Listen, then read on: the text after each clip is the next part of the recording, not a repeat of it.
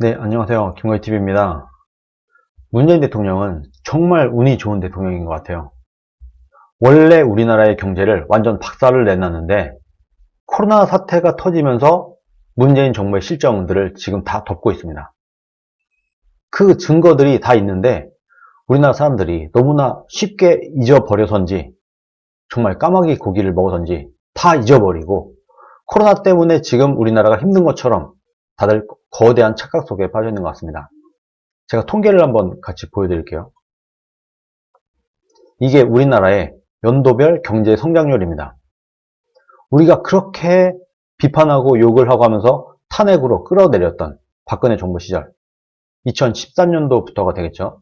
3.2%, 2014년 3.2%, 2015년 2.8%, 2016년 2.9%, 고만고만하게 그래도 선방을 해왔습니다.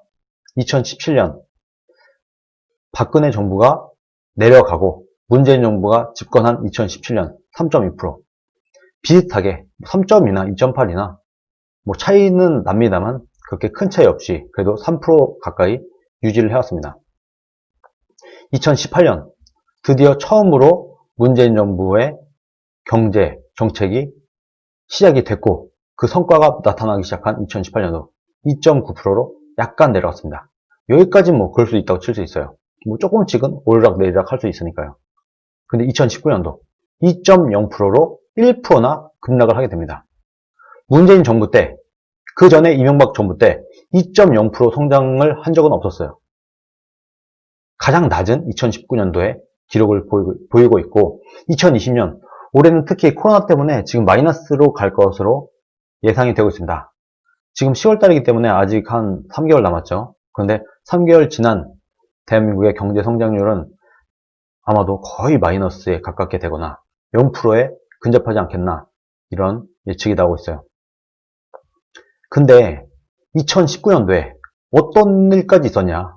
우리가 이제는 기억을 좀 작년으로 되돌아가서 다시 기억을 더듬어 봐야 될 것 같아요. 여러분 이게요. 올해가 아니라 2019년도 11월 달에 올라온 기사입니다. 생활고 때문에 자살하는 사람들이 문재인 정부 출범 후에 증가세로 전환이 됐고 작년에는 3,390명이나 생활고 때문에 자살하는 그런 사례가 생겼다. 2014년, 2015년, 2016년, 2017년 조금씩 줄어왔어요. 자살자가. 2014년 13,658명 쭉 줄어서 2017년 12,426명으로 그래도 조금씩 자살자들이 줄어왔어요. 그런데 문재인 정부가 들어서면서 이게 바뀌게 됩니다. 특히 경제적 문제가 원인인 극단적인 선택은 2017년부터 갑자기 증가세로 돌아섰습니다. 박근혜 정부 때 2014년부터 2016년까지 3년간 2,889명, 3,089명, 그리고 3,043명 적당히 완만한 감소세를 보이다가 소득주도 성장을 폈던 최저임금을 끌어올리고 주 52시간, 일주일에 주 52시간만 근무하도록 강제를 하고 이런 식으로 소득주도 성장이라는 전 세계 아무 나라도 하지 않는 황당한 경제정책을 핀 이래 2017년 3,111명, 2014년 이래 가장 높은 생활고로 인한 경제적 문제로 인한 자살하는 사람들이 가장 많이 늘어났습니다. 2018년 3,390명 명확하게 늘어났어요. 박근혜 정부 때는 가장 높았을 때가 2015년으로 3,089명. 근데 문재인 정부 들어서자마자 3,111명. 그리고 2018년도에는 3,390명으로 완벽하게 증가를 하는 모습을 보이고 있습니다. 이 인원은 하루에 9.3명꼴이라고 합니다. 우리나라는 지금도 생활고 때문에 하루에 10명 가까이 자살을 하고 있는 그런 나라인 겁니다. 연합뉴스에도 이런 뉴스가 떴었어요. 이거는 작년 2019년 12월 18일입니다. 역시 이때까지도 대한민국에 코로나는 없었어요. 코로나 사태 이전입니다. 작년 생활고 비관 자살이 9%나 증가했다.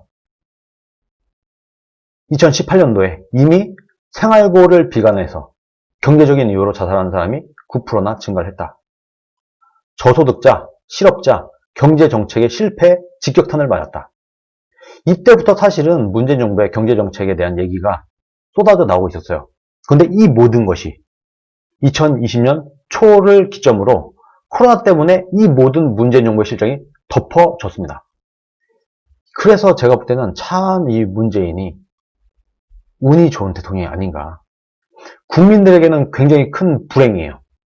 문재인 정부에게 아주 좋은 행운이 닥친 것이 우리 대한민국에 살고 있는 국민들에게는 엄청나게 큰 불행이지만 문재인 개인으로 보거나 정권 차원에서 볼 때는 굉장히 큰 행운인 것 같다. 그럼 올해는 어떠냐? 이건요, 2020년 올해 저번 달 기사입니다. 9월 14일 기사예요. 자해, 우울증, 자살이 증가하고 있다. 코로나 블루라는 얘기까지 나오고 있습니다. 이건 이제부터는 코로나 영향도 직접적으로 연관이 되어 있는 통계입니다. 코로나 사태가 전국을 휩쓴 이후에 우울증, 자살 신고가 모두 증가했다. 올해 6월까지, 지금 10월이니까 4개월이 더 지났어요. 그런데 올해 6월까지만 자살 신고 건수가 42,000여 건으로 작년 대비, 2019년도 대비 1,200건이나 늘었다. 그리고 더 놀라운 것은 자해와 우울증으로 병원 진료를 받는 경우가 각각 35, 6% 증가했다. 자해로 병원 진료를 받는 경우가 35%, 우울증으로 병원 진료를 받는 경우가 6%나 증가했다. 이건 굉장히 크게 증가한 겁니다. 100명 중에 35명이 더 많이 자해를 한다는 것이고 100명 중에 6명이나 더 많이 우울증을 호소하고 있다. 대한민국 국민이. 그 중에서 특히 우울증 관련 진료 건수는 20, 30대에서 가장 높은 증가율을 보였다고 합니다. 물론 코로나 조심해야죠. 코로나 방역해야죠. 근데 너무 과도하게 방역을 하다 보니까 자영업자들이 굶어 죽고 젊은이들이 일자리가 없고 2021년에 졸업할 대학생들의 일자리가 45%밖에 없다는 통계까지 나오고 있습니다. 2020년 졸업생 100명 중에 55명은 일자리가 없다는 얘기예요. 이러니까 미쳐버리죠. 미래가 없죠. 희망이 보이지 않죠. 2020년이 되기 전 2019년 말 이미 문재인 정권의 경제 실정은 만천하에 드러났었고 오히려 2020년 코로나 덕분에 문재인의 이런 실정들이 오히려 덮어졌다. 그리고 올해 너무나 과도한 코로나 방역으로 인해서 대한민국의 우울증, 자해, 자살이 폭발하고 있다. 올해 들어서 그나마 문재인 정부의 실정인 집값 폭등 얘기만 나오고 있어요. 그런데 집값만이 문제가 아니라 원래 모든 경제 전반적으로 대한민국 경제를 망쳐왔다. 문재인 정부가 한 4년 가까이 임기를 채우고 있지만 아직까지 성공한 정책은 단 하나도 없고 대한민국의 모든 경제를 오히려 박살내온 것에 더 가깝다. 이런 말씀을 드립니다. 오늘 여기까지 하겠습니다. 감사합니다.